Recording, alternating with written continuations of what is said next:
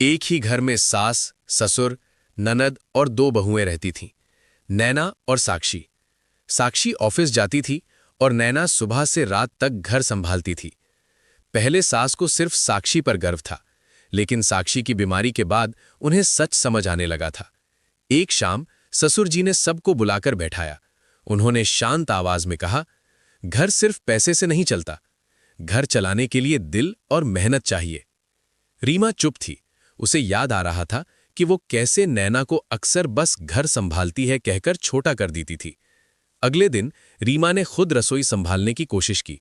दोपहर तक ही वो थक गई। उसे समझ आ गया, घर का काम दिखता कम है, लेकिन होता बहुत ज्यादा है।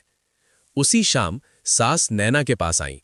उनकी आवाज में पहली बार अपनापन था। उन्होंने कहा, बेटी, तुम इस घर की असली ताकत हो। मैंने तुम्हें देर से समझा। नैना की आंखें भर आईं, लेकिन उसने बस इतना कहा, मां, परिवार में कोई छोटा बड़ा नहीं होता। साक्षी भी आगे बढ़ी। उसने नैना का हाथ पकड़कर कहा, दीदी, आपने मुझे सिखाया कि घर संभालना भी एक कला है। उस दिन के बाद उस घर में तुलना खत्म हो गई। अब वहां सिर्फ सम्मान था। सास समझ चुकी थी, ससुर गर्व महसूस कर रहे थे, और ननद सीख चुकी थी, घर की बहू सिर्फ जिम्मेदारी नहीं निभाती, वो पूरे परिवार को जोड़